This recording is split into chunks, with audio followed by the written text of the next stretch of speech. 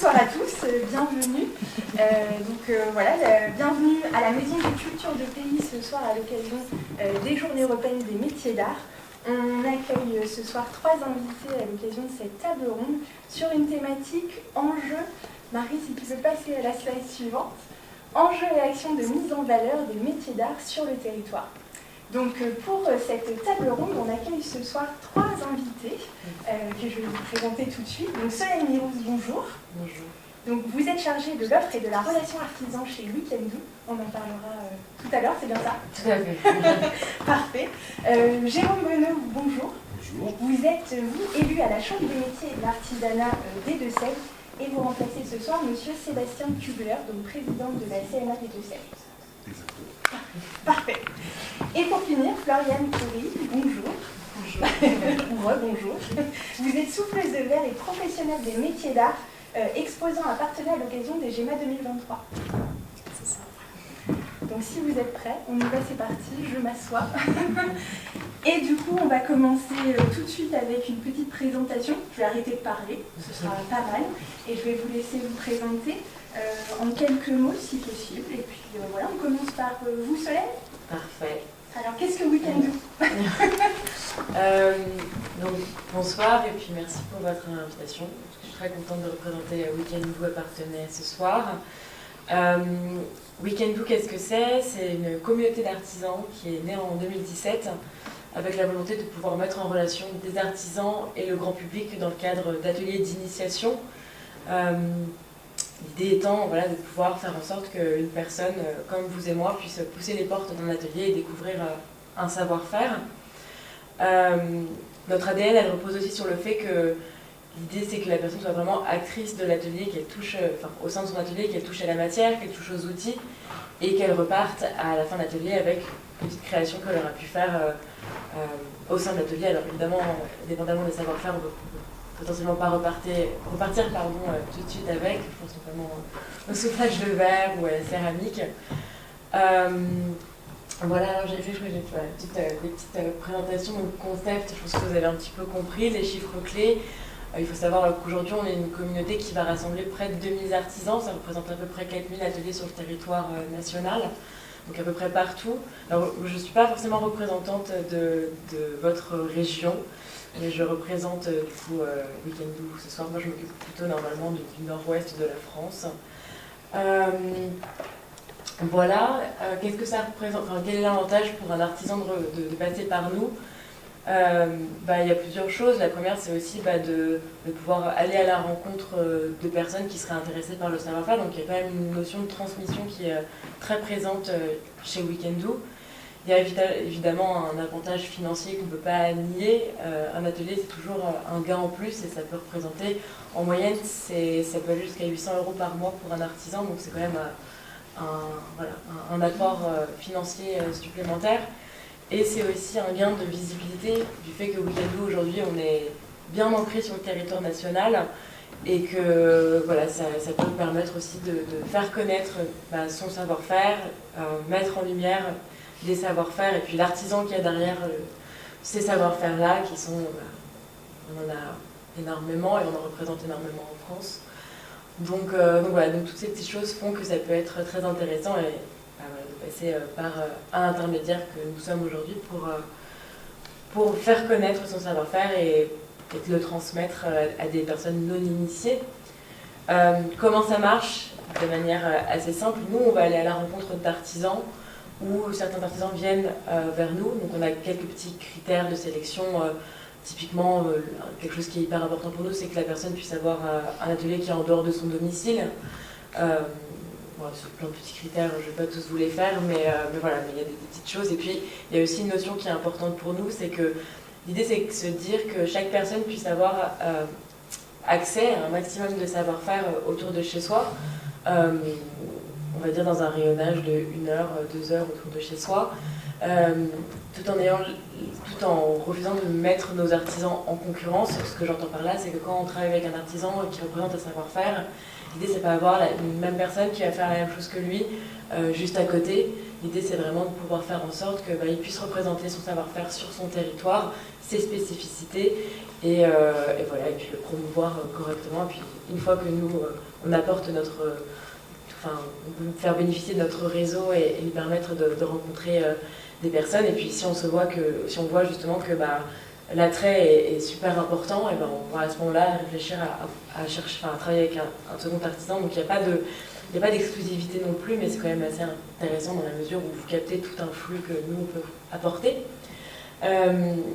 Et c'est aussi important de savoir que Week-end Douce n'est pas juste un site internet sur lequel on va référencer des ateliers et donc des savoir-faire. C'est aussi il y a une notion de communauté qui est hyper importante. Parce que je parle trop fort ou trop longtemps. Aujourd'hui on fait tout un effort aussi pour que nos artisans essayent de se connaître les uns les autres, d'aller à la rencontre des uns des autres. Donc on essaie de faire vivre ces communautés par des moments de convivialité. La convivialité, c'est aussi un mot qui est très important chez Week-end, que ce soit parce qu'on propose des expériences et des moments de convivialité au sein d'ateliers d'artisanat, ou parce qu'on essaie aussi de faire vivre notre communauté en créant des moments de convivialité avec nos artisans pour qu'ils puissent se rencontrer, et puis nous aller à la rencontre de ces derniers. On est très occupés, mais on essaie un maximum de venir à notre rencontre et qu'on puisse un peu mettre aussi des visages sur nos artisans, sur nos partenaires artisans. Voilà. Merci beaucoup, Solène. Du coup, on reviendra un petit peu plus en détail sur certaines missions particulières de Week-end tout à l'heure. On va continuer avec vous, Jérôme Bonneau. Si vous voulez bien, est-ce que vous pouvez nous dire qui vous êtes et nous rappeler simplement un peu à tous ce qu'est la Chambre des métiers et de l'artisanat? Alors moi, avant tout, je suis un artisan. Je suis fabricant de bière dans le sud des Deux-Sèvres. C'est à ce titre-là que j'ai été élu il y a 1 an et demi à peu près à la Chambre des métiers. La Chambre des métiers et de l'artisanat Nouvelle-Aquitaine Deux-Sèvres, puisque c'est comme ça qu'on va dire aujourd'hui, puisque les chambres de métiers ont subi une transformation assez importante, là, il y a 1 an et demi, 2 ans. Nous étions autonomes, chaque département était autonome en France, et il a fallu, par grande région, créer les chambres de métiers de l'artisanat, et chez nous, de Nouvelle-Aquitaine. Ce qui est un peu nouveau pour nous. C'est toujours la maison des artisans où on y trouve un centre de ressources pour les artisans d'un point de vue technique ou d'un point de vue administratif, même si ça va encore évoluer puisqu'on faisait avant le centre de formalité des entreprises, mais ça a tendance, ce ne sera plus la Chambre des métiers qui va avoir cette prérogative-là. On avait également la charge du répertoire des métiers, mais là aussi ça va changer un petit peu. Donc nos missions évoluent un petit peu. Nous avons toujours en charge, nous gérons notamment dans le Deux-Sèvres 2 CFA, un Niort et un Parthenay. Le CFA Niort connaît de grands travaux, si vous passez de temps en temps sur Niort et près de la Chambre des métiers, ce campus des métiers, comme on dit aujourd'hui, avait besoin de grande rénovation et pour le confort et des apprentis, des apprenants et des salariés de la Chambre de métiers et des enseignants.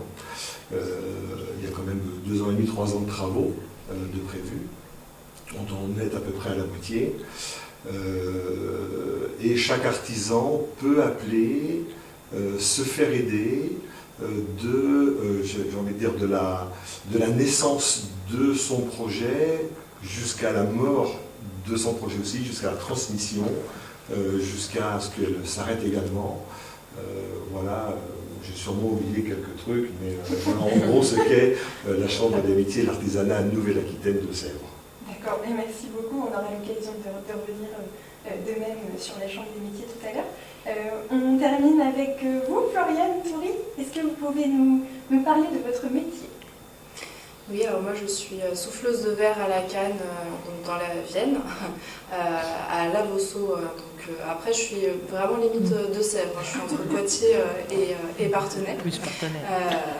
Voilà, donc là j'exerce mon métier dans cet atelier depuis 2019, mais mon entreprise est créée depuis 2016. Alors, je divise mon activité en 2 temps. De juin à mi-novembre, je vais allumer mes fours et donc souffler à la canne pendant cette période-là. Et donc là, au niveau production, je suis sur beaucoup d'utilitaires, des verres, des vases, des carafes. Et je fais quelques pièces artistiques aussi. Et quand j'éteins les fours, parce que le gaz coûte cher et de plus en plus cher, je vais travailler au chalumeau. Donc là, le verre en fusion aussi, mais à beaucoup plus petite échelle. Donc je vais travailler à l'échelle de la perle et réaliser des bijoux. Donc voilà, du coup je travaille 2 techniques, 2 temps différents. Et puis j'anime aussi des ateliers via notamment la plateforme Weekendoo. Justement, on a une petite vidéo d'un ballon devrait se lancer. Tu appuies dessus, il y a... Ah, oh, il y a même du son.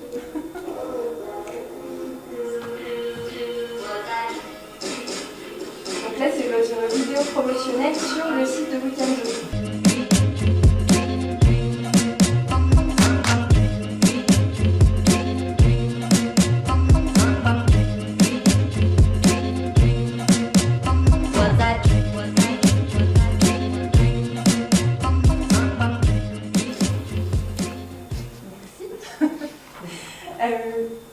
Vous vouliez rajouter quelque chose sur votre métier? Je suppose qu'il y a encore beaucoup à dire. Il y a beaucoup de choses à dire, mais déjà en résumé, en présentation, c'est bien, je pense. Ouais. Très bien, merci beaucoup. Merci à vous pour cette présentation. On va maintenant peut-être rentrer un petit peu dans le vif du sujet, ce qui nous amène ce soir la mise en valeur des métiers d'art sur le territoire. Et pour le coup, j'ai une première question pour vous. Alors, se lancera qui veut en premier, évidemment. Qu'est-ce que pour vous un métier d'art? C'est un petit peu notre fil conducteur sur la semaine. On la pose un petit peu à tous nos intervenants parce que c'est une définition vraiment qui pose question. Chacun a sa propre version, a ses propres critères. Donc voilà, ça nous intéresserait d'avoir la vôtre ce soir. Je me lance. C'est super difficile à définir, je pense, les métiers d'art parce qu'en effet, je pense qu'on peut le définir de plein de manière différente. Maintenant, si moi je dois en faire une définition, je pense que c'est la capacité d'un artisan ou de quelqu'un qui maîtrise un certain savoir-faire à explorer ce savoir-faire et aller plus loin, explorer sa matière et aller chercher d'autres manières de la travailler, que ce soit pour de l'utilitaire ou que ce soit pour de l'artistique. C'est d'ailleurs ce qui va faire aussi là, la différence entre l'artiste et l'artisan qui va... Du coup, l'artisan va plutôt faire de l'utilitaire, l'artiste a priori plutôt quelque chose qui est artistique et voilà. Mais voilà, je pense que c'est vraiment lié à la capacité d'un artisan à pouvoir se renouveler en permanence et aller chercher plus loin une manière d'explorer sa matière. Je sais pas si ça vous parle. C'est la piste en tout cas.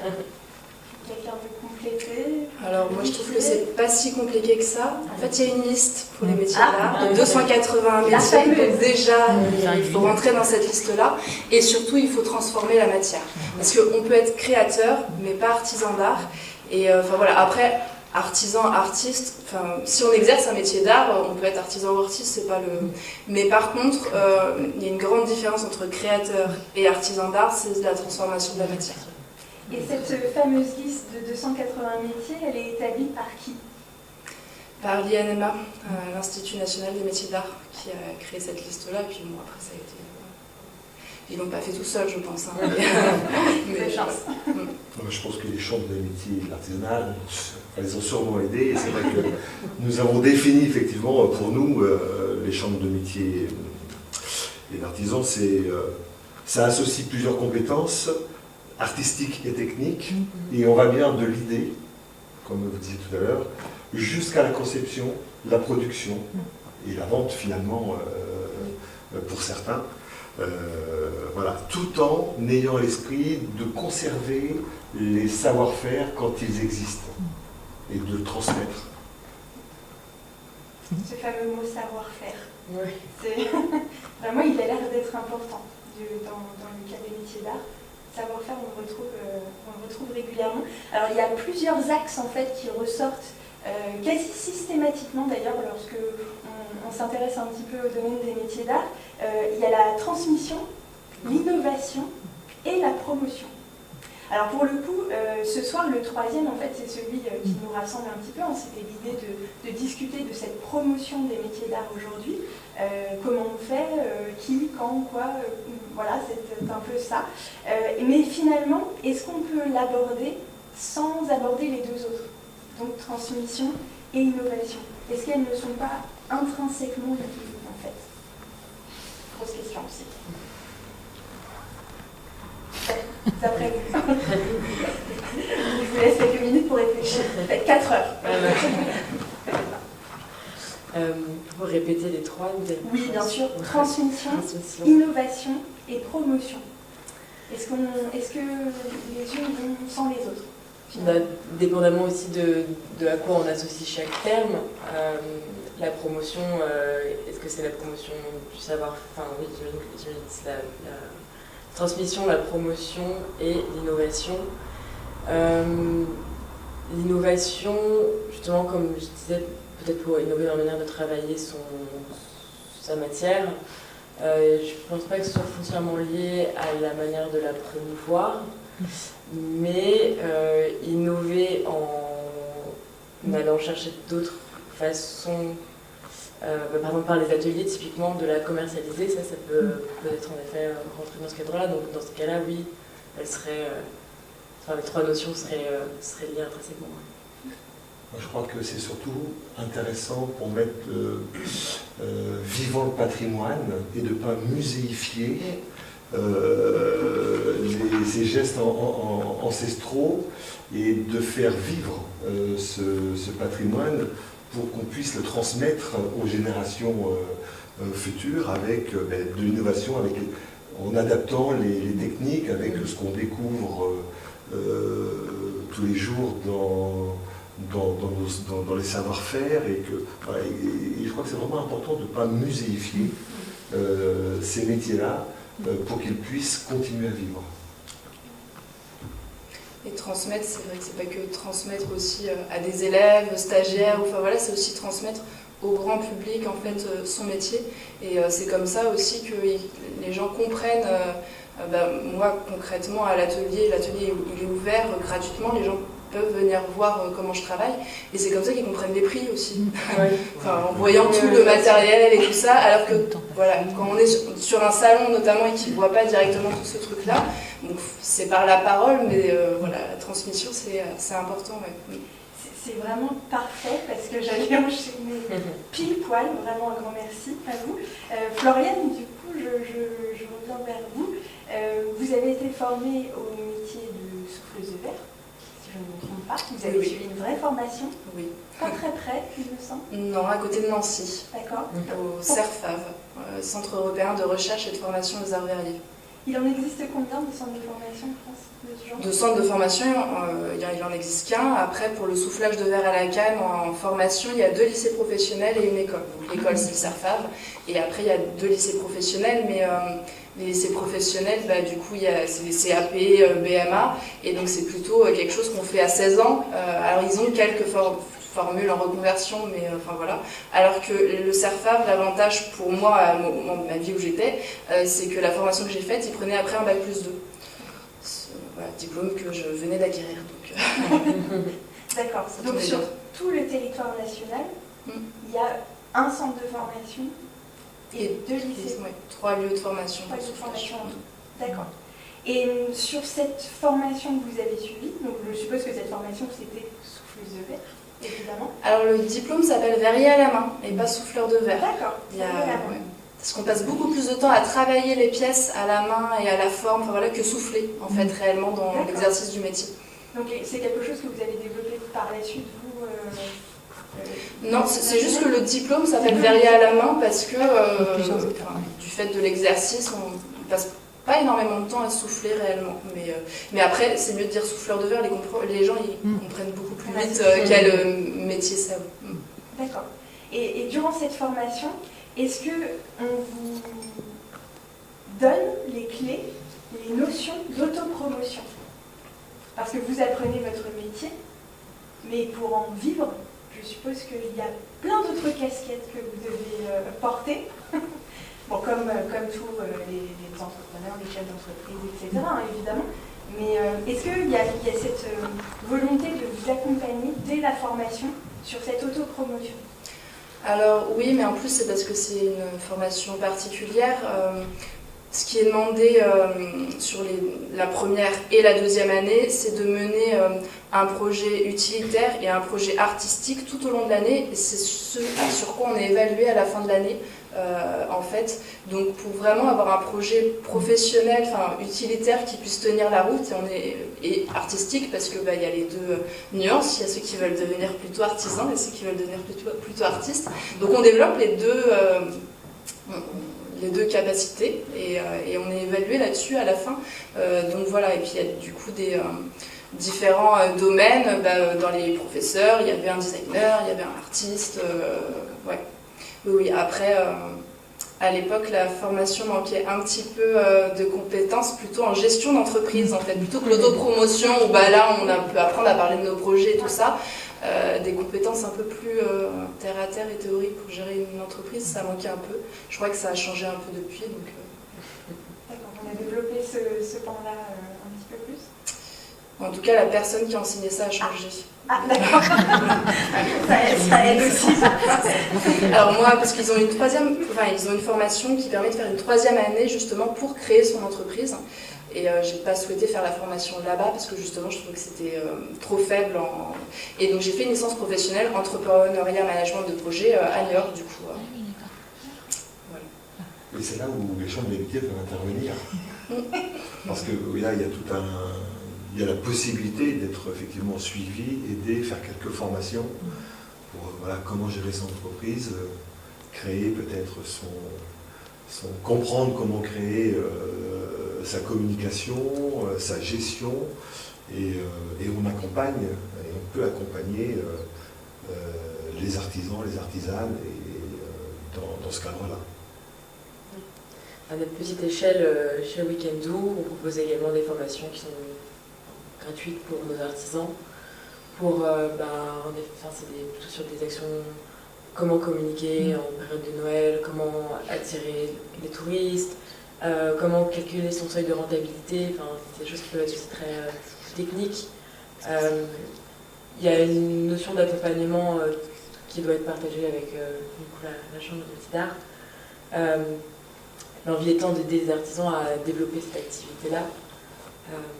Et ça revient un peu dans toute cette notion de communauté dont je parlais, qui est très importante, qui est vraiment inhérente au projet Weekendoo, pour pouvoir aider les artisans. Pas forcément, on n'est pas dans la formation, mais plutôt vraiment les épauler et apporter une expertise parfois sur certains sujets qui ne sont pas forcément évidents quand on se lance dans la création d'ateliers. On travaille avec des personnes qui potentiellement en animent déjà, mais on travaille aussi avec des personnes avec qui il faut tout créer de A à Z. Parce qu'on remarque, pour ceux qu'on voit nous, à la Chambre des métiers de l'artisanat, les artisans d'art sont très compétents dans leur domaine, développent bien leur œuvre, mais souvent ça pêche, mais comme beaucoup, on a la même chose chez les plombiers, les maçons, ils ont une parfaite connaissance de leur métier, mais la gestion d'entreprise, la vente sont souvent des points faibles qui les handicapent, et là la Chambre des métiers est vraiment là pour les accompagner à s'améliorer de ce point de vue-là. Non, il y a toujours, il y a le savoir-faire qui est la base de tout artisanat et métier d'art, mais c'est vrai qu'on ne parle pas assez du faire savoir, et c'est vrai qu'on a beaucoup ce retour de la part d'artisans avec lesquels on a amené à travailler qui disent que ils sont super contents de pouvoir avoir quelqu'un derrière eux pour communiquer un peu à leur place aussi, parce qu'ils ne savent jamais, sans soi, il y a aussi un manque de temps cruel. Hein. Il faut pas aller à l'encontre de ça, les journées durent 24 heures, il ne faut pas les étirer. Et que c'est vrai qu'ils aiment le fait de pouvoir être mis en avant via finalement nos actions de communication, parce qu'ils ne savent soit pas comment faire, soit ils n'ont pas le temps. Voilà. Et du coup, c'est un vrai bénéfice pour eux de pouvoir bénéficier de cet apport en visibilité que Weekend Do apporte. Je répète beaucoup de mots là, mais on comprend bien l'idée. Moi concrètement, j'ai pas le temps. Enfin, je sais communiquer, mais j'ai pas forcément le temps. Et l'avantage de Weekend Do, c'est que ça m'apporte des personnes qui ne connaissaient pas du tout l'atelier et donc qui font l'atelier et qui des fois achètent directement les produits sur place ou après qui vont revenir à d'autres périodes comme à la période de Noël notamment parce qu'ils m'ont connu via Weekend Do. Et ça, c'est vrai que c'est une clientèle, notamment de Poitiers qui, comme ça fait que 3 ans, voilà, le bouche à oreille, il fonctionne, mais pas aussi vite qu'il pourrait. Mais grâce à Weekend Do, ça permet d'apporter des nouveaux clients en fait. Hein. Et oui. Bah oui, parce qu'il faut, du coup, quand même.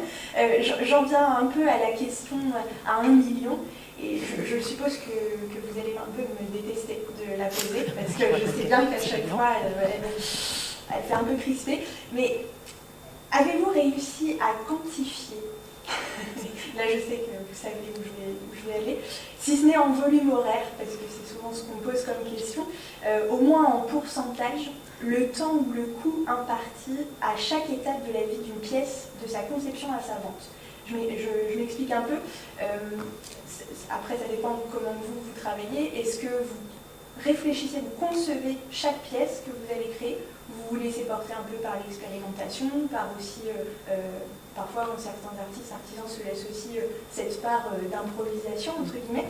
Mais en tout cas, il y a souvent cette part quand même de conception de chaque pièce.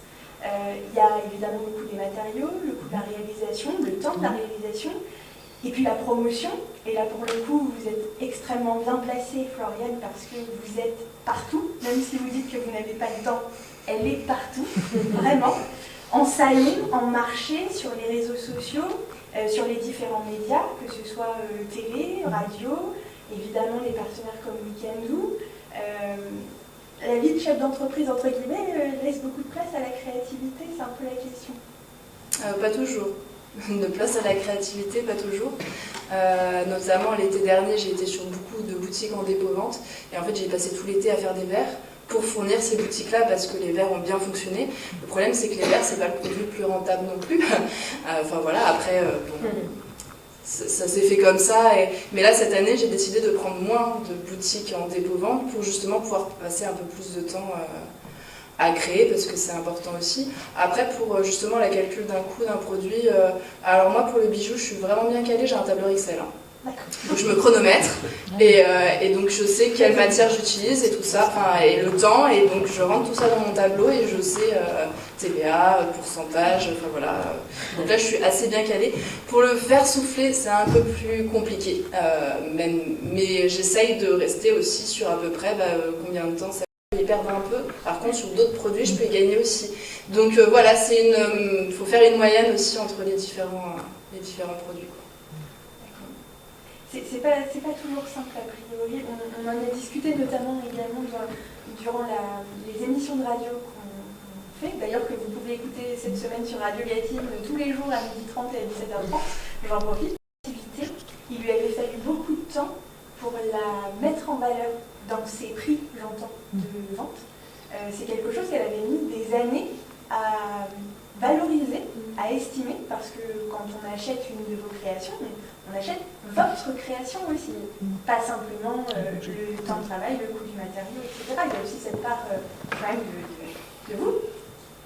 C'est vrai que, alors, petite expérience personnelle, quand on rentre en contact avec des artisans et qu'on commence à créer des ateliers, donc là je parle vraiment d'artisans avec lesquels qui ne font pas l'atelier à la base, avec qui on doit monter une offre, il y a plein de questions qui vont commencer à se poser, qui vont être, l'idée c'est quand même d'avoir à la fin de la journée un objet réalisé, donc soit en quelques heures, soit en une journée, soit en 2 jours, Ça dépend du format, mais d'avoir quelque chose d'assez abouti. Donc nous, on va toujours orienter nos artisans à aller vers un objet qui va être la finalité de l'atelier. Donc ça peut être un bijou, ça peut être un bol en céramique, ça peut être une planche découpée en bois ou un petit meuble. Enfin, il y a plein de choses qui peuvent être faites. Et puis bien sûr, je vous invite tous à aller regarder notre site parce qu'il y a vraiment un panel de savoir-faire assez varié. Mais l'une des difficultés qu'on rencontre, une difficulté, le mot est un peu rude, mais c'est très difficile pour un artisan qui ne fait pas d'atelier de pouvoir quantifier le prix du temps qui passe aussi avec quelqu'un, le temps de transmission. Donc on a toujours des discussions, même si c'est pas trop cher, c'est pas assez cher, moi je sais pas trop. Et donc on va aussi les rassurer en disant un atelier Weekend Do, c'est pas non plus donné à tout le monde. On a des ateliers qui sont très accessibles, d'autres qui le sont moins, en fonction des savoir-faire aussi. Mais voilà, il y a plein de choses qu'il faut prendre en compte et on fait d'ailleurs des formations pour les aider à construire leur prix en fonction de leur temps, de leur créativité, de la matière première, de l'énergie. Voilà, aujourd'hui, en plus, l'énergie ne cesse d'augmenter. On ne vous apprend rien. Donc voilà, il suffit en plein de métiers dans lesquels, en effet, on a besoin d'utiliser beaucoup d'électricité ou de gaz. Et du coup, voilà, il faut calculer ça, calculer aussi notre commission, calculer ce que va prendre l'État derrière. Donc c'est un travail d'ajustement au fur et à mesure. Et quand on crée parfois un atelier, on va créer un prix. Et puis quelques mois après, on va devoir le changer, l'augmenter, potentiellement parfois de 20%, même 30%, parce qu'on se rend compte que en fait, l'artisan ne s'y retrouve pas. Donc voilà, donc ça se construit un petit peu au fur et à mesure avec les artisans, mais c'est assez marrant, ou pas d'ailleurs, de voir qu'au départ, ils ont vraiment du mal à faire valoir leur temps, et surtout de pouvoir mettre un prix dessus aussi. Oui, de façon juste en plus. Et si je me trompe, en plus, le gros avantage avec Weekend Do, j'espère que je ne vais pas dire du grand bêtise, chaque atelier du coup qu'on fait en tant qu'utilisateur, participant, merci, on repart obligatoirement avec sa création. Oui, alors c'est très rare. Parfois on va avoir, par exemple dans les métiers de bouche, parfois, où typiquement voilà, on travaille avec aussi des brasseurs. Donc on a des ateliers où on peut venir brasser sa bière, donc soit on récupère son brassin quelques semaines après, soit ils repartent avec des bières qui ont été brassées au préalable. Mais on peut avoir dans les métiers de bouche parfois des dégustations plutôt, des assemblages, par exemple comment on peut assembler la bière et le fromage. Voilà, c'est des choses qu'on ne peut pas tous les jours et pourtant il y a plein de choses à faire. Donc c'est un peu des arbitrages parfois sur les ateliers de manière générale, même par exemple comme je disais, l'ADN Weekend Do, elle repose aussi sur le fait de pouvoir partir avec quelque chose qui va être utile au quotidien et qu'on peut grosso modo brandir en disant c'est moi qui l'ai fait. Typiquement quand on va travailler le vitrail ou la mosaïque, on peut essayer de trouver des chemins pour rendre l'objet utile, mais généralement on est quand même sur quelque chose de décoratif, donc il faut essayer de trouver toujours des petites manières de décrire l'atelier pour que ça rentre, que ça sorte pas trop en tout cas de notre ADN. Mais voilà, je sais pourquoi je disais ça, mais je suis perdue dans mes explications. Je répondais à votre question. C'est pas de problème. Je m'arrête une seconde sur vous. Sur Weekend Do, un artisan. Alors, vous l'avez dit, du coup, Weekend Do propose des ateliers pas uniquement sur les métiers d'art, pour le coup, sur l'artisanat en général. Donc, vous parliez d'ailleurs de mots tiroirs pour l'artisan en général. Mais ma question était, un professionnel des métiers d'art qui serait intéressé pour être artisan Weekend Do, qu'est-ce qu'il doit faire? Et du coup, en tant que Weekend Do, qu'est-ce que vous lui proposez concrètement? Ouais. Alors, comme j'expliquais, il y a une première chose. Donc, un artisan qui veut travailler avec nous, il peut aller sur le site internet et il y a un formulaire pour s'inscrire, pour juste avoir un échange avec la personne qui est responsable de sa zone. Moi, mon travail en tant que responsable de zone, ça va être vraiment de pouvoir accueillir ces demandes et de faire un premier filtre en fonction, comme je disais, de critères. Par exemple, que ce soit l'activité principale de l'artisan, qu'il exerce depuis plus de X années, qu'il puisse avoir un local qui soit séparé du domicile, Donc c'est voilà, les premiers critères. Et puis, comme je le disais aussi tout à l'heure, un critère qui va être en fonction du... J'aime pas, enfin c'est un peu brut de parler comme ça, mais d'un besoin sur un territoire donné. Encore une fois, c'est plus dans une volonté de ne pas mettre en concurrence nos artisans et de ne pas finalement diluer les participants dans plusieurs ateliers qui font la même chose dans un rayonnage qui est très proche. L'idée, c'est plutôt de se dire qu'on amène toutes les personnes au même endroit. Et si ça fonctionne bien, voilà, aller chercher un second endroit. Donc l'idée, c'est de monter une offre avec l'artisan. Donc soit on s'adapte en fonction de ce qu'il fait déjà, soit on va créer une nouvelle offre avec lui. Donc c'est là où nous, on va pouvoir apporter une expertise. Parce que voilà, on a aussi des formats où on sait quel format fonctionne bien. Typiquement, ça va être des formats qui sont assez courts, une demi-journée de 3 heures, alors après on va avoir des formats qui sont plus longs, d'une journée, etc. Donc c'est ce qui va se vendre le mieux. Des objets finis aussi qui sont parfois, voilà, qui plaisent plus. Donc on va pouvoir aider un petit peu à ça, aider à construire un calendrier qui fonctionne. Il y a des créneaux qui vont mieux fonctionner. Donc ça, pareil, on est là pour apporter l'expertise. Toute l'inscription se fait de manière gratuite. Il n'y a pas de frais d'inscription, il n'y a pas non plus d'engagement dans la durée. Enfin, il n'y a pas de petit alinéa marqué en tout petit en disant que vous faites un pacte avec le diable. Grosso modo, on est quand même assez flexible et on vous laisse en tout cas votre flexibilité. On va d'ailleurs avoir tendance à se dire qu'on va plus vivre au rythme de l'artisan, au rythme de sa production. Typiquement, en période de Noël, il y a beaucoup moins d'artisans qui ont de la disponibilité d'ateliers sur Weekendoo parce que vous êtes tous en salon, dans les marchés de Noël, etc. Et puis voilà, donc Weekendoo vit aussi au rythme des artisans. On demande juste d'avoir une relation qui nous permette de se dire que voilà, quand on ne pouvait pas être disponible, vous nous prévenez, comme ça, nous, on peut rendre des comptes entre guillemets aux participants qui voudraient utiliser par exemple même des bons cadeaux, parce qu'on a une grosse manne aussi chez Weekendoo qui est le bon cadeau. On peut réserver un atelier en direct, mais on peut offrir un atelier, on peut privatiser un atelier aussi, si on veut venir en famille ou en couple ou avec son entreprise. Et l'idée, c'est que voilà, nous, une fois que tous les ateliers sont mis en ligne, alors on propose aussi des prestations, comme vous pouvez voir, on peut proposer de faire venir un photographe pour créer du contenu, tout en sachant que nous, on va avancer tous les frais et prendre en charge d'ailleurs la moitié de ce shooting-là. Pour en plus, voilà, surtout que vous puissiez, en tant qu'artisan, récupérer tout ce contenu et l'utiliser sur votre site, sur sur vos diaporamas pour présenter un salon.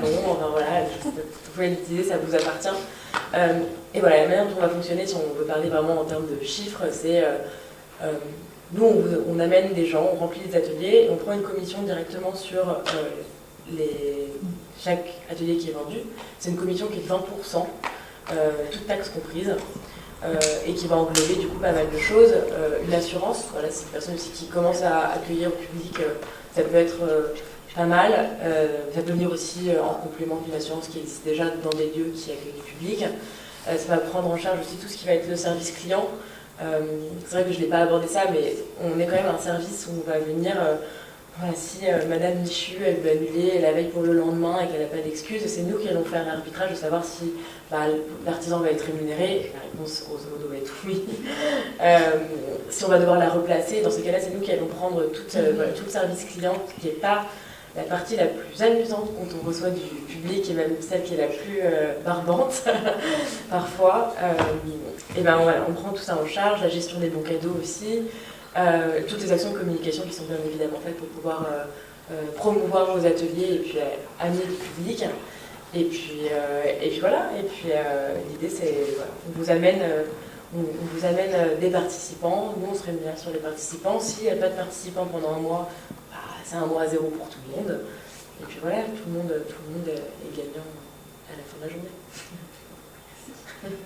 Jérôme Bonneau, est-ce que je peux vous poser un petit peu la même question? Je sais que parmi vous, il y a Laetitia Euler. C'est mon joker. Ah voilà. Donc peut-être vous aurez besoin de faire appel à votre joker, il n'y a pas de souci. Du côté de la Chambre des métiers, y a-t-il un accompagnement, formation de proposer aux professionnels des métiers d'art ou aux artisans en général sur ce pan en fait de ce métier-là? Donc cette communication, cette promotion, tout ce qui est finalement quand même une part relativement importante de vos métiers à chaque fois, puisque je suppose que pour en vivre, il faut se faire connaître. Et donc voilà, forcément, ça prend une part importante. Oui, alors vous vous doutez bien de la réponse, oui, nous pouvons.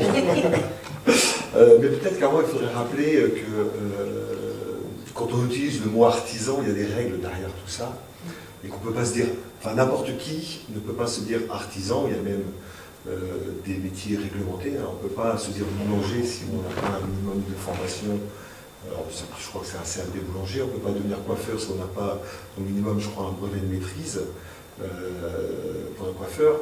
Alors que la qualité d'artisan d'art ou de maître artisan ne sont pas des diplômes, mais c'est une qualification, et que l'artisan dépose un dossier à la chambre des métiers, et là on va vérifier qu'il y a bien eu une formation, qu'il y a de l'expérience professionnelle pour pouvoir qualifier l'artisan qui souhaite devenir maître artisan d'art ou artisan d'art.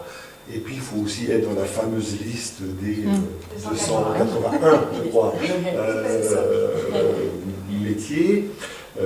Donc voilà, on ne peut pas usurper et mettre et communiquer je suis artisan d'art sans avoir ce minimum-là, et afin de ne pas tromper également ceux qui vont acheter, ceux qui vont participer aux ateliers.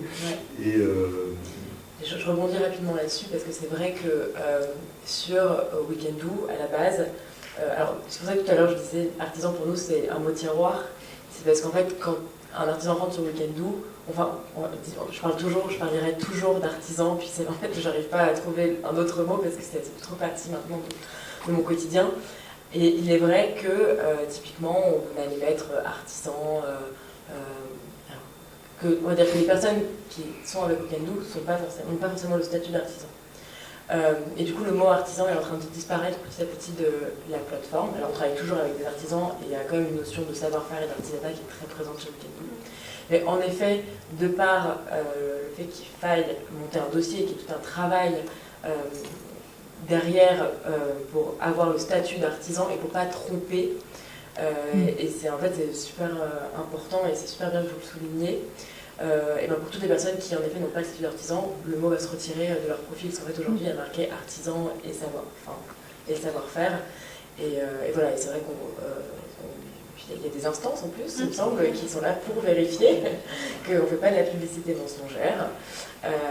Alors on n'a jamais été attaqué par ces instances-là, mais voilà, mais on le fait aussi parce qu'on sait que c'est important de... Mais c'est important pour le public, pour le et puis public, aussi ouais. pour, si on veut mettre en valeur, oui, voilà, il faut que la qualification ouais. ait un sens. Tout à fait. Et donc c'est pour ça que c'est important que ce sens-là reste, et que quand on dit artisan d'art ou maître artisan d'art, il faut qu'on sache de quoi on parle quand on est devant une plaquette publicitaire ou sur le site. Tout à fait, c'est important de le souligner. Alors je vais peut-être enchaîner sur la partie, vous l'avez un petit peu abordé tout à l'heure tous, la partie transmission plutôt. Donc évidemment, côté chambre des métiers, on a la transmission via la formation, ça paraît évident. Floriane, il me semble que vous avez régulièrement des stagiaires apprentis. Apprentis, non. Non, stagiaires alors. Oui, que des stagiaires, parce qu'apprenti, c'est un engagement sur normalement le temps du diplôme, donc 2 ans. Là, je ne suis pas en capacité de le faire. Du fait du fonctionnement de mon four, je trouve ça un peu compliqué de prendre un apprenti en soufflage à la canne. Si c'est pour qu'il souffle que de juin à mi-novembre, ça paraît un peu court. Par contre, je prends des stagiaires. Alors, j'ai encore eu... quoique Louison, du coup, va me faire mentir. Là, c'est la première stagiaire. J'ai une stagiaire actuellement pendant... elle est au milieu de sa première semaine et pour 2 semaines. Et là, elle est dans une formation d'ENMAD matériaux verts. Donc là, elle a du temps un peu en atelier au niveau du verre. Mais jusque-là, j'ai eu beaucoup de stagiaires qui sont en formation design, en fait. En DNMAD aussi, mais voilà, plutôt orienté design ou bijoux même. D'accord. Et vous, du coup, Solène, donc chez Weekendoo, c'est une forme de transmission par l'expérimentation en Alors, fait. ouais, on s'éloigne un tout petit peu de la transmission, mais d'un autre côté, elle peut. On va dire que nous, on est plutôt sur de l'initiation. L'idée, c'est vraiment de faire toucher la matière à quelqu'un, et parfois, eh bien, il y a des histoires d'amour qui se créent. Et ce qui peut être bien aussi par Weekend, parce que nous, on n'a pas ce côté, on ne fait pas de formation, c'est pas ce qu'on veut faire. Aujourd'hui, on ne tire pas du tout non plus vers ça. Et ce que disait Floriane, c'est que parfois, oui, on a peut-être des personnes de Weekend qui vont tomber en amour avec un savoir-faire et soit revenir derrière, peut-être pour se former. Beaucoup en céramique, on a beaucoup de gens qui reviennent en céramique, peut-être que c'est aussi un peu plus accessible comme savoir-faire. Attention à ce que je dis, je pèse mes mots comme ça. C'est pas accessible, mais voilà, des gens pour revenir, peut-être qu'il y a juste l'atelier de céramique. Le matériel, par rapport au matériel du Ouais. soufflage, va coûter moins cher à l'achat au démarrage, Ouais. donc déjà, voilà, ça Voilà. Nous, on fait beaucoup plus le tri facilement. J'imagine. Mais voilà, parfois on a des histoires de rencontres et des personnes qui vont vouloir faire une formation derrière, ou revenir justement pour acheter les produits, ce qui est fait derrière, les créations plutôt que les produits, pardon. Donc on n'est vraiment sur de l'initiation où on est sur un premier toucher, mais ça peut parfois derrière embrayer sur une formation, mais nous on n'a pas fait ça. Mais on ne pousse pas non plus, mais voilà, ça peut arriver et c'est chouette quand ça arrive. Ouais. Plus que le terme en fait. Pardon. Weekend Blue n'est pas organisme de formation. Non, pas du tout. On est vraiment sur un créneau d'initiation et d'un premier toucher. Après, on a des artisans qui travaillent avec nous qui vont proposer des stades, par exemple en tour sur bois, d'avoir un premier petit atelier où on va faire un coquetier, voilà, on va s'initier, et puis après avoir un stade 2 où là on va pouvoir essayer de faire des choses, on va ajouter, etc., des pièces de bois, donc c'est plus difficile, mais aujourd'hui c'est pas du tout notre ADN, la formation. Mais peut-être un jour, on est encore une jeune entreprise, voilà. Donc, ça permet, pardon, je me permets d'intervenir, mais il y a une expérience sur un artisan qui travaille par votre biais, qui est sur le nord des Deux-Sèvres, et qui a, au fur et à mesure, découvert ses talents de formateur, de transmission de savoir-faire, et qui est en train d'évoluer. Il propose toujours ses ateliers via Weekend Blue, qui remplit très très bien, il est très content, et qui va tendre vers justement devenir lui-même un organisme de formation. Ouais. C'est vraiment quelque chose qui va le pousser à aller sur ça et proposer des stages de 35 heures sur la réalisation, et il a même effectivement des expériences de jeunes qui viennent toucher la matière et qui découvrent la matière, et ça développe des vocations, ou au moins un intérêt vers une formation sur de la ferronnerie ou sur... là en l'occurrence c'était sur le métal, mais c'est des choses qui arrivent et qui effectivement par l'expérience on s'aperçoit que on commence par un stage d'une demi-journée, puis d'une journée, et puis après on se dit oui, je suis capable de faire ça, donc je suis capable peut-être d'aller plus loin. Donc ça aussi, ces retours d'expérience, ils sont intéressants. On a beaucoup d'artisans qui reviennent vers nous en disant aussi les ateliers c'est aussi sympa parce que ça permet d'accueillir dans un lieu où on est souvent seul en tant qu'artisan. Et du coup, oui, en effet, on a des histoires aussi comme ça où la personne commence à accueillir des stagiaires, des participants, des micro-stagiaires qui sont là une journée et qui, au fur et à mesure, se rendent compte en effet qu'ils ont une appétence pour la transmission et qui, en effet, développent ensuite un axe de formation qui leur est propre. Et voilà. Donc je trouve que c'est intéressant. Ce serait bien de créer à l'échelle des artisans d'art l'outil en main qu'on connaît pour les métiers manuels en règle générale, mais adapté au métier d'art. Ça ne saurait tarder. Après, c'est pas toujours évident cette transmission, je pense, pour ces artisans et artisanes de métiers d'art, parce qu'on est vraiment sur des métiers passion.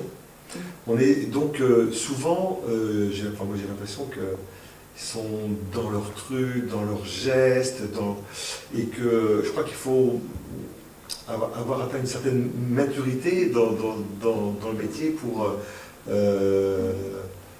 envie de partager, parce que c'est vraiment une histoire, au-delà de la transmission, c'est un partage de gestes qui parfois sont ancestraux, qui n'ont pas vraiment évolué, et que c'est un peu comme, je ne sais pas moi, le sourcier ou comment ça s'appelle, qui décide de transmettre voilà, les barreurs de feu, une espèce de prière, une espèce de truc, mais ça dépend de la personne qui est en face, ça dépend vraiment. Il y a une espèce, alors moi j'y vois une espèce de magie dans cette transmission de ces gestes, et il faut vraiment que celui qui donne soit prêt à donner, et celui qui reçoit soit prêt à recevoir. Et c'est vraiment cette alchimie-là qu'il faut trouver, quoi, dans ces métiers. Mais je ne suis pas sûre que ce soit une question d'expérience. Je pense que c'est une question de caractère aussi et de personne.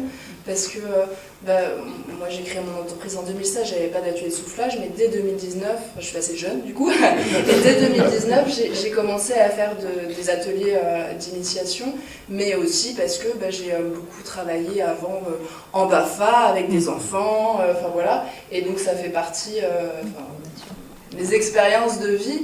Donc il y a aussi une question de caractère, il y a des personnes qui sont faites pour former, et des personnes qui ne sont pas faites pour former. Après il faut savoir si on est bon là-dedans ou pas, mais pour la citer, je pense qu'elle ne m'en voudra pas. Marina Gélino, qui expose aussi sur les GEMA, qui est vitrailliste, elle sait qu'elle n'est pas bonne formatrice, et donc en fait, elle ne prend pas de personne en initiation, et elle ne le fera jamais parce que c'est pas dans son caractère ni dans son ADN. Voilà, c'est ça. Bon, après, je crois que le problème, c'est que des fois, on ne le sait pas, et parce que des fois, on a des retours aussi de personnes qui ont fait des ateliers, notamment moi, qui viennent faire une initiation en soufflage, qui ont déjà fait des ateliers dans d'autres métiers, et ils se disent, bon, là, ça s'est bien passé, et là, c'est moins bien passé, mais parce que la personne n'était pas assez ouverte, en fait, avec les stagiaires, quoi. Oui, ça peut en effet dépendre de plusieurs critères, en effet, l'expérience, mais aussi la personnalité propre. Du coup, en effet, comme vous le disiez, tout le monde n'est pas apte à transmettre aussi de manière adaptée. Après, ce qui est intéressant, je trouve aussi, que ce soit sur l'apprentissage, les stagiaires, évidemment, ou aussi la proposition de Week-end Doux, et c'est ce qui se voit aussi vraiment avec les publics en règle générale, pas que sur la transmission des métiers d'art, c'est cette médiation par l'expérimentation. En général, le public aujourd'hui, pour véritablement comprendre et quantifier les choses, il a besoin d'expérimenter, de faire, du coup. Et c'est ça qui est très intéressant aussi avec les ateliers Week-end Doux. Et je peux le dire parce que j'en ai testé, pour le coup. Avant d'en parler, je me suis dit, il faut que je teste. Et c'était ça qui était très intéressant, de rentrer dans un univers que je ne connaissais absolument pas, et vraiment de, entre guillemets, mettre les mains dedans. Alors, comme vous disiez, une simple initiation, loin de moi l'idée d'être une experte désormais après 2 heures de cours, mais c'était très intéressant d'expérimenter et de partir aussi avec ma création, qui n'était pas si moche que ça. Donc, quand même, c'était extrêmement intéressant, et du coup, de comprendre aussi les différentes étapes d'un métier, de tout ce que ça implique, de tout ce qu'on ne voit pas, et voilà, quand on a le produit fini, de tout ce qu'on n'imagine pas que ça a demandé. Ça, c'était, du coup, c'est intéressant aujourd'hui. En tout cas, je pense que c'est même l'un des points centraux, en fait, indispensables aujourd'hui. L'expérimentation, en tout cas, on le voit avec les publics en général. Moi, j'ai eu une personne, alors du coup, c'était pas via Week-end Doux, parce que c'était sur une initiation plus longue à la journée, où là, je propose sans Week-end Doux, parce que c'est des stages que j'avais proposés avant, et donc du coup, le prix était calculé pour que ça fonctionne sans pourcentage. Et en fait, c'est une personne qui avait la démarche de vouloir s'initier en fait, à tous les objets un petit peu qui l'entouraient dans sa maison. Donc elle avait fait une initiation en céramique pour savoir comment une assiette s'est fait. Là, elle était venue dans le verre pour savoir comment le verre il est fait aussi pour boire. Et j'ai trouvé que la démarche était intéressante en fait, parce que voilà, pour comprendre comment et puis comment sont faits tous les objets qui nous entourent aussi. Du quotidien, oui. Ouais. Tout à fait. On est sur la thématique cette année des Journées européennes des métiers d'art, sublimer le quotidien. On est un petit peu en plein dedans. juste si vous me permettez de passer à une petite étape suivante, la notion de territoire, puisque c'était une notion abordée sur cette table ronde, la mise en valeur des métiers d'art sur le territoire. Vous l'avez un petit peu abordé tout à l'heure, Solène. Vous avez parlé du coup de régions et de métiers un peu clés. Alors, on parle parfois d'entrée matière pour certains territoires. Oui. Alors, nous, partenaires, d'ailleurs, la question s'est posée lorsqu'on a organisé les Journées européennes des métiers d'art. On a la céramique sur Parthenay, qui est très présente. Donc vraiment depuis très longtemps, c'est toute notre histoire depuis le Moyen-Âge jusqu'à le XXIe siècle. On a eu la faïencerie fin 19e, début 20e. Donc voilà, le choix n'a pas été fait de se spécialiser, de ne recevoir que des céramistes à Parthenay. Mais est-ce que c'est un critère du coup que vous allez chercher, un critère important? Du coup, est-ce que vous pensez qu'il y a quelque chose sur un territoire qu'il faut mettre en valeur, en fait, une entrée matière, une entrée métier? Alors, je ne sais pas. Je ne sais pas si notre territoire ici a une spécificité comme peut-être on peut voir sur les tapisseries d'Aubusson ou sur les faïences de Limoges, enfin la porcelaine de Limoges, où là c'est facile, j'ai envie de dire entre guillemets, de surfer sur ce patrimoine historique. Et après, moi, il me semblerait dommage de ne pas bénéficier d'artisans et d'artisanes d'art dans des territoires où il n'y a pas eu cette histoire-là. Et c'est aussi l'occasion pour ces territoires-là d'innover, d'accueillir divers artisans. On connaît certains, par exemple, quand on va à Rochefort-sur-Mer, un magnifique village où effectivement il y a peut-être 25 ou 30 artisans d'art sans réelle spécificité, mais ça permet à ces artisans-là effectivement de vivre de leur métier, ce qui ne serait peut-être pas le cas quand on est tout seul dans un territoire, et que plus il y aura sur un territoire, dans une rue, des artisans, des artisanes d'art, plus le public, à mon avis, sera là. Et quand on n'a pas la chance d'être sur des territoires qui n'ont pas de passé d'art, peut-être qu'il faut créer quelque chose et innover pour rendre le patrimoine vivant. Je fais partie d'une boutique collective d'artisans d'art à New York qui s'appelle le 36 Quai des Arts. Donc là, le noyau, c'est des artisans d'art des Deux-Sèvres. Mais ils ont bien compris que seulement les Deux-Sèvres, du coup, ça ne permet pas de renouveler l'offre de la boutique. Donc, pour des contrats de 3 mois, 6 mois, ils font venir des personnes d'autres départements. Voilà. Et puis là, j'ai la chance d'intégrer la boutique aussi à l'année. En fait, je suis la seule qui ne suis pas des Deux-Sèvres. Mais bon, comme de sel, il n'y a pas de souffleur de verre à la canne, du coup ils ont dit bon allez ok. Mais il y a eu beaucoup de discussions avant de passer le cap quand même. Mais enfin voilà, donc le territoire c'est important et en même temps il faut s'ouvrir aux autres aussi pour que tout puisse fonctionner ensemble, quoi.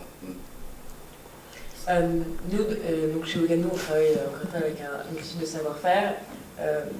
Aujourd'hui, et ça fait pas très longtemps, et c'est aussi pour ça que si je fais un petit historique de Weekendoo, ils étaient peut-être un peu moins d'une vingtaine d'employés l'année dernière.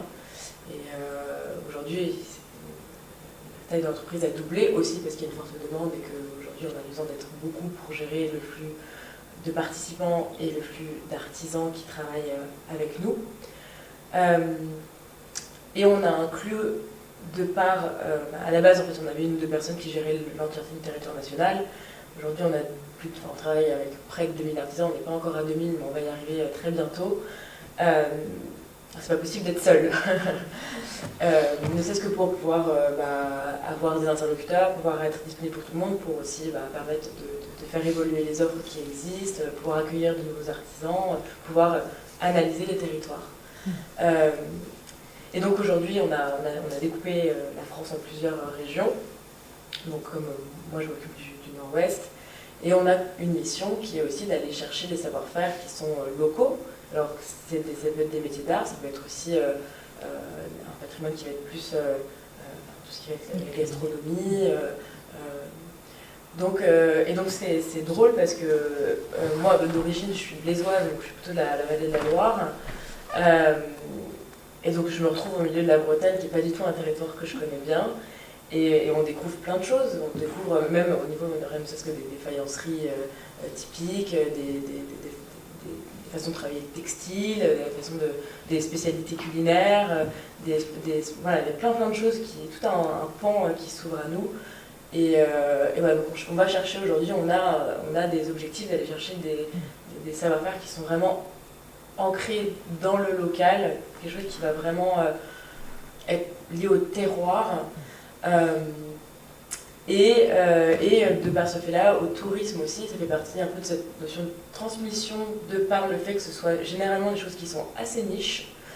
Et deuxièmement, la transmission et la promotion pour faire connaître en effet ces savoir-faire-là qui sont d'ailleurs méconnus généralement, même des personnes au sein du territoire. Voilà, on ne savait pas tous qu'appartenait, il y avait une faïencerie. Je ne suis pas allée voir encore aujourd'hui, mais je ne m'occupe pas d'aller faire ma petite recherche.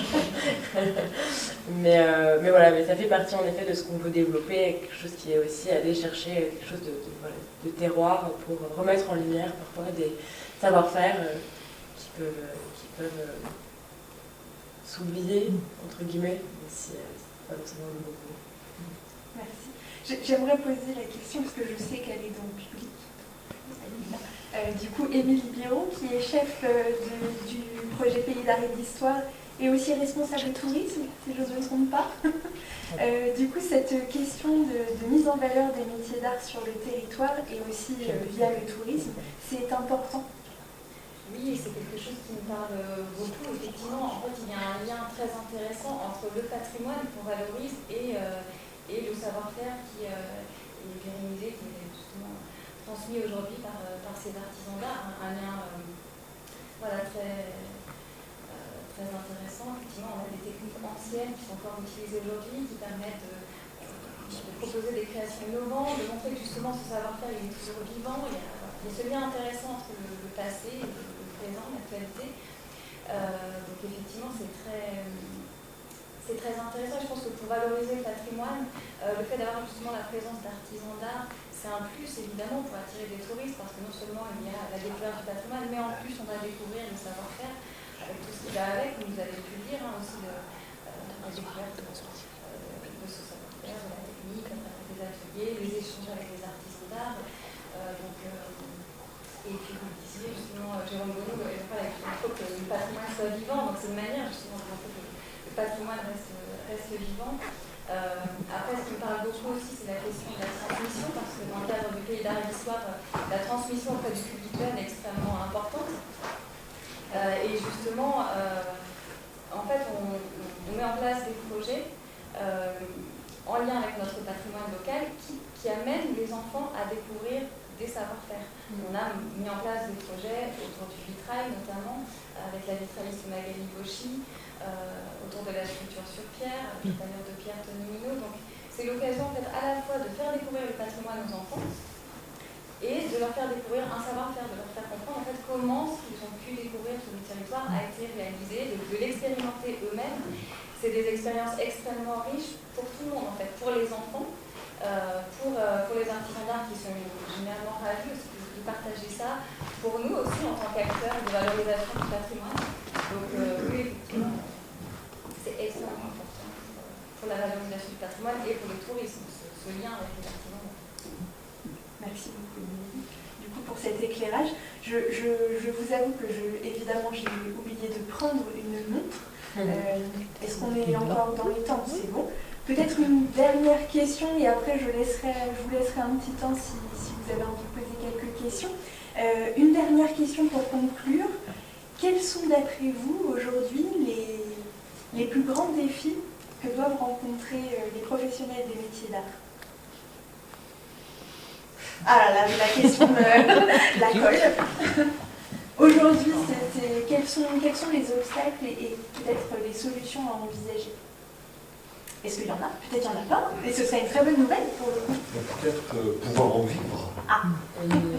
Mais, enfin, c'est important. Il faut remplir le frigo de temps en temps, se loger, et qu'aujourd'hui, il y a vraisemblablement un certain nombre d'artisans d'art qui ne vivent pas de leur métier, et qu'il faut trouver des solutions, et peut-être effectivement que Wikando en est une, que quand on vient à la Chambre des métiers, on peut les aider à participer à des salons, des choses comme ça, pour pouvoir fabriquer ses biens, mais il faut aussi le vendre et bien le vendre et faire comprendre aux clients, à ceux qui ont envie d'acheter, que ça a un coût et que effectivement le même objet fabriqué en Chine ou ailleurs, même si voilà, c'est pas la même chose. Et je crois qu'il y a un énorme défi ici à relever pour pas que ces métiers disparaissent. Mais je pense qu'on est quand même. Il y a une tendance, et c'est ce qui fait aussi que Wikando est une entreprise qui est née en 2017 et qui ne fait que grossir. Parce que j'ai l'impression en tout cas qu'il y a quand même une appétence du grand public, des gens peut-être, de plus en plus en tout cas, à vouloir se rapprocher de quelque chose qui est plus vrai. Il y a aussi évidemment, on parle de la Chine, évidemment tous les enjeux économiques, économiques et écologiques surtout, qui sont liés à ces imports de masse d'objets chinois et d'autres d'ailleurs partout dans le monde, que ce soit en textile, les objets du quotidien, etc. Mais voilà, je pense que nous on sent quand même, alors peut-être que c'est un peu parce que moi je travaille avec eux et que du coup je suis peut-être un petit peu, je regarde un peu le monde via le prisme Wikando dans lequel je nage depuis quelques mois maintenant.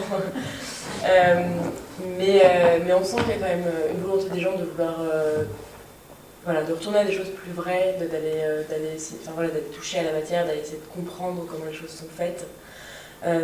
Et c'est fou aussi à quel point les artisans d'art, les artisans, même les artistes ont une capacité de pouvoir se réinventer en intégrant de nouveaux projets, des nouvelles manières d'appréhender leur savoir-faire, de par à peut-être intégrer en effet des ateliers, de pouvoir commencer à utiliser des réseaux sociaux, qui sont aussi aujourd'hui un certain...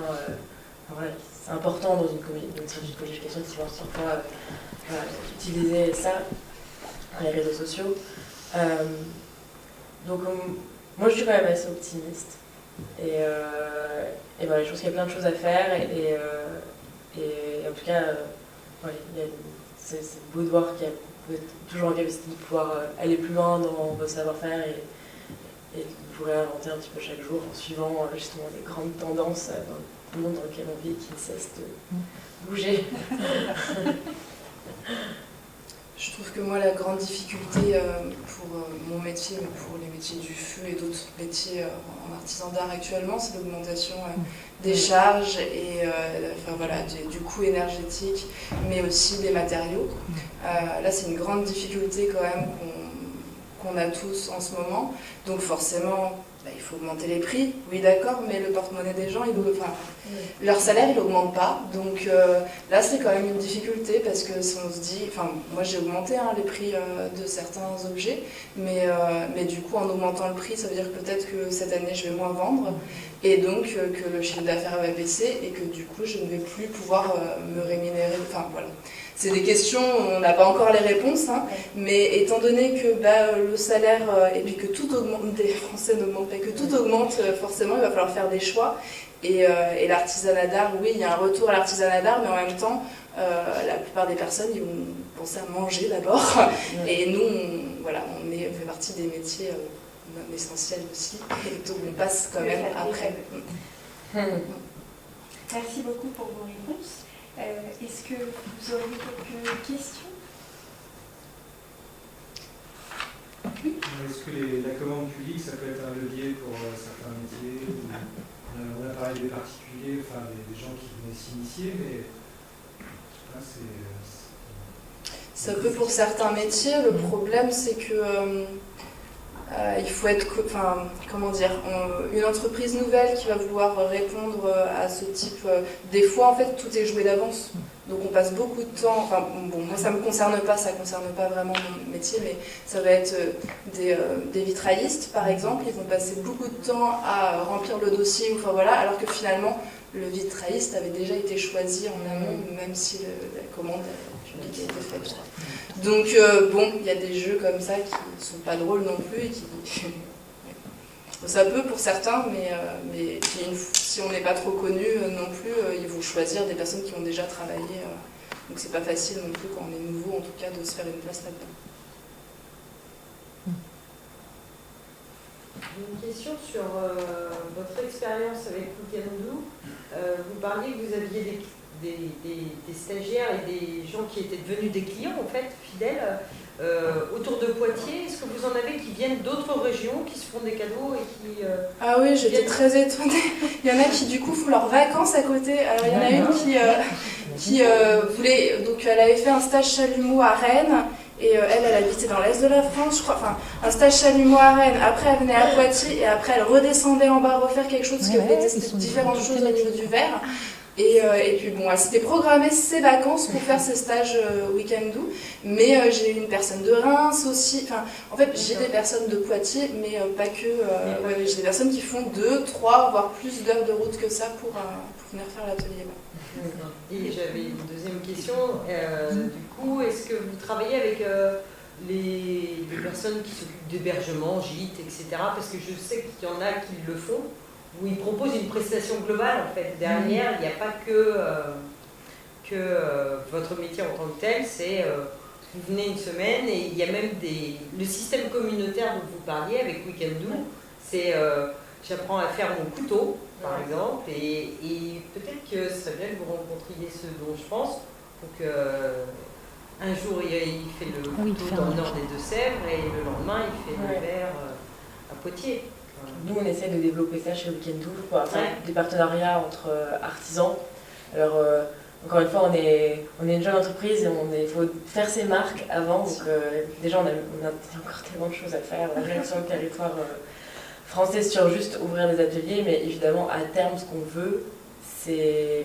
Enfin, en tout cas, ce qu'on aimerait faire, c'est pouvoir créer pratiquement des circuits dans les régions. Donc là, c'est vraiment quelque chose de très territorial. Après, s'il y en a en plus qui veulent traverser la France, ça, pourquoi pas. Mais on a déjà certains artisans qui font des choses en duo, mais c'est encore assez rare. Et en fait, c'est plutôt venu d'eux. C'est pas quelque chose qu'on a développé de nous. C'est plutôt des choses qui se connaissent et qui ont envie de travailler ensemble. Et donc c'est du cas par cas quand le sujet arrive sur la table. Donc on est capable de faire des choses ou de bricoler un peu, parce qu'on est aussi en perpétuelle amélioration. Il y a plein de choses qui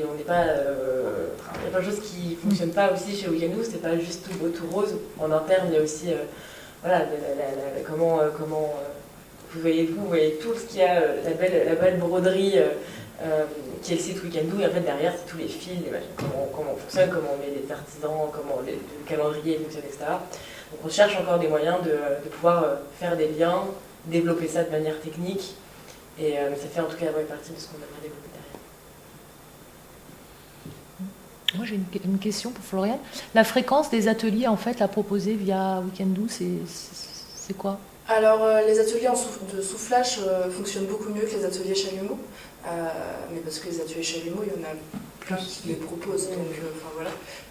Moi j'en mets en gros, quand les feux de soufflage sont allumés, à peu près 3 par mois. Et donc je prends 3 personnes maximum par atelier, donc voilà. Après là, j'en ai calé 3 au mois de juin, depuis décembre, les 3 au mois de juin sont complets en fait. Donc j'en ai calé en juillet, en août, et puis quand je vois que ça se complète et que j'ouvre un nouveau créneau s'il y a besoin, voilà. Mais c'est vrai que juin ça s'est rempli assez vite, mais c'est parce que c'était le seul mois où j'avais mis en réservation. Puis là après quand j'ai ouvert juillet, août, alors c'est plutôt début juillet et fin août, parce que je crois que les gens partent un peu en vacances. Mais par contre l'année dernière, ce qui s'est passé, c'est que c'était des touristes après qui ont réservé au dernier moment en fait pour les créneaux qui restaient libres aussi. En semaine ou des choses comme ça. D'accord. Et du coup, vous avez une interface sur le site internet. Il y a le côté artisan. Je vais sur la plateforme pour voir comment. Ouais. Okay. Oui, Comment avec les un résa, tout ça, calendrier où ok. je peux caser mes ateliers aux horaires où je veux. Ouais. Chaque artisan, quand on s'inscrit, quand on valide une inscription chez Weekendoo, on crée l'espace artisan qui va nous permettre, lui permettre de retrouver tout ce qui va être, les factures, tout ce qui va être lié à la facturation, ses paiements, etc. Ses ateliers, le descriptif de ses ateliers, et on a fait son calendrier qui est vraiment la clé de voûte chez Weekendoo où il va pouvoir mettre ses ateliers, s'il y a une réservation directe, aller dans son atelier puis bloquer une place. On essaie quand même d'avoir quelque chose, un outil qui leur permette de ne pas perdre trop de temps, parce que l'idée c'est surtout pas de faire perdre du temps aux artisans.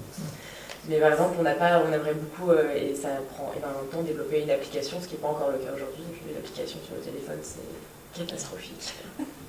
Ça veut dire que les stagiaires, ils réservent auprès de l'artisan ou auprès de... Non, ils réservent sur notre site internet. Aujourd'hui, on a notre site qui est donc weekendoo.fr.com. Peut-être maintenant, vu on a développé aujourd'hui, on est en Belgique, et en ce moment, on est en train de développer l'Angleterre. Donc, on ouvre les premiers ateliers à Londres, donc on se développe petit à petit, mais c'est encore des toutes petites offres, mais on teste un peu pour voir si on peut dupliquer un peu ce modèle aussi à l'étranger. Mais voilà, donc il y a le site internet sur lequel vous avez la possibilité de rechercher soit par mots-clés, donc en fonction de savoir-faire, soit en fonction de votre localisation, donc vous tapez le nom partenaire, puis vous allez voir un petit peu ce qu'il y a autour.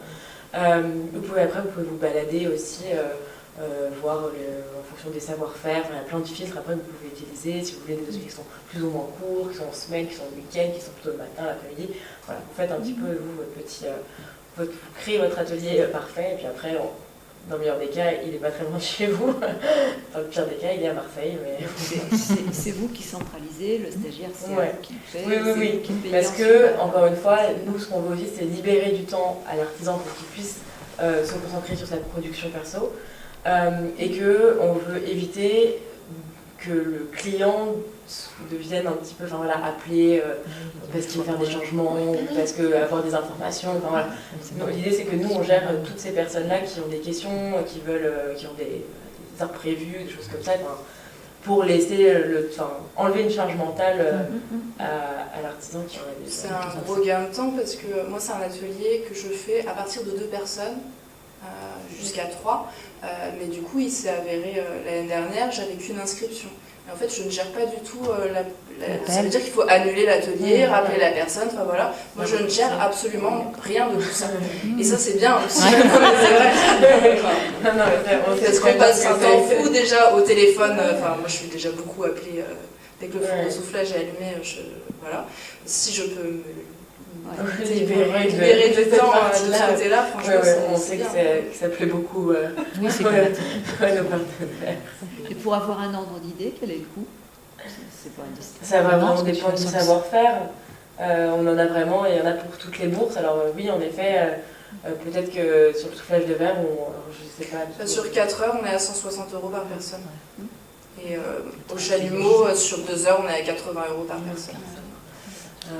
Après, voilà, un format type de 2 heures en céramique, ça va être une 50aine d'euros.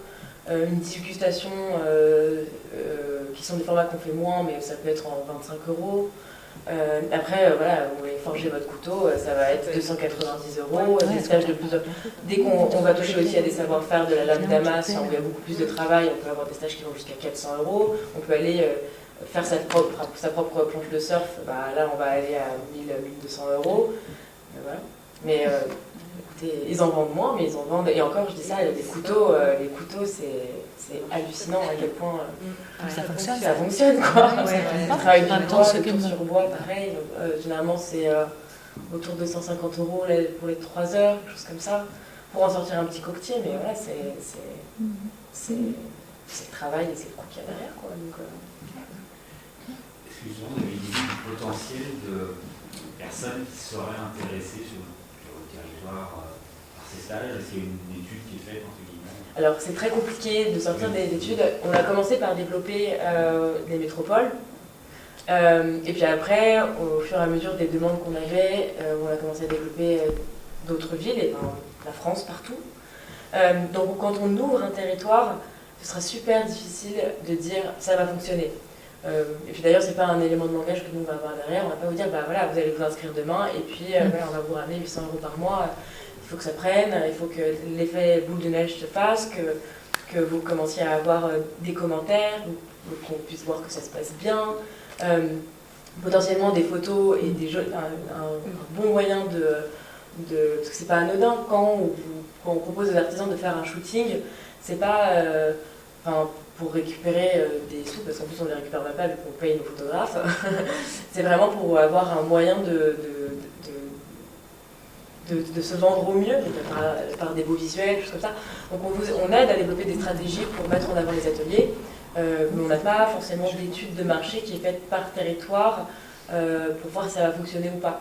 Après, je sais très bien qu'il y a des savoir-faire qui sont un peu plus niches, et là je sais qu'on va peut-être avoir un peu plus de mal, ou moi on est très direct, on ne va pas vous amener 40 000 personnes par mois, c'est des savoir-faire qui fonctionnent très bien parce qu'ils sont aussi plus accessibles, qui parlent peut-être plus dans l'imaginaire des gens, donc là on sait que potentiellement ça va fonctionner mieux. Et après oui, on a des territoires parce qu'on a commencé à les ouvrir, on voit que ça prend, donc là derrière oui, on sait que potentiellement ça va prendre, mais ça dépend vraiment de plein de choses qui sont d'ailleurs vraiment liées au territoire de manière générale.